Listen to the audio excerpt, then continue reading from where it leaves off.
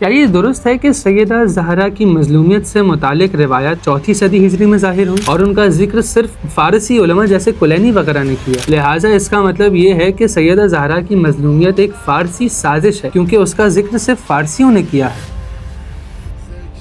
سیدہ زہرا کا واقعہ ابتدائی صدیوں سے لے کر پہلی 3 صدیوں تک یعنی صحابہ، تابعین اور تبع تابعین کے زمانے میں دونوں گروہوں شیعہ سنی کے درمیان ذکر ہوتا رہا۔ اس لیے اس مسئلے میں نہ فارس کا کوئی دخل ہے اور نہ روم کا۔ ہم یہاں صرف 4 صدی تک کے ان دونوں گروہوں کے علماء کا ذکر کریں گے جنہوں نے سیدہ زہرا کی مظلومیت کا تذکرہ کیا ہے۔ اہل سنت کے علماء جنہوں نے پہلی 3 صدیوں میں سیدہ زہرا کی مظلومیت کا ذکر کیا ان میں شمار موسیٰ بن عقبہ، ابو الحسین نوفلی، محمد بن عمرو الواقدی، نصر بن مزاحم المنقری، حافظ ابو عبید القاسم بن سلام، حافظ سعید بن منصور، محمد بن جریر الطبری اور احمد بن عاصم کوفی شمار ہیں۔ ہم نے ابن جریر الطبری اور ابن عاصم کا بھی ذکر کیا، حالانکہ وہ 4 صدی میں وفات پائے، لیکن یقینی طور پر انہوں نے اپنی تاریخی کتاب 3 صدی میں لکھی کیونکہ وہ 4 صدی کے آغاز میں ہی وفات پا گئے تھے، لہٰذا انہیں بھی شامل کیا گیا ہے۔ شیعہ علماء اور روات جنہوں نے بی بی زہرا کی مظلومیت کا ذکر کیا گیا ہے ان میں شمار سلیم بن قیس، ابو مخنف لود بن یحییٰ، ابو ہاشم اسماعیل بن محمد الحمیری، علی بن جعفر العریزی، عیسیٰ بن مصطفیٰ زریر، شیخ ابن ابی زینب،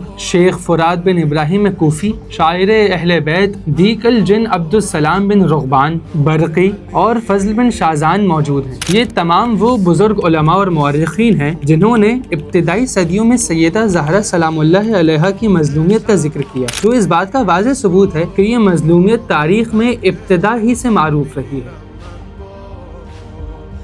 بعض لوگ یہ کہتے ہیں کہ جناب زہرا سلام اللہ علیہا کا واقعہ ایک تاریخی واقعہ ہے، اس میں اتنا زیادہ غور و فکر کرنے کی ضرورت نہیں، ایک واقعہ تھا، ہو گیا، اور اس کا تعلق ہمارے عقائد سے بھی نہیں ہے۔ کیا یہ بات صحیح ہے؟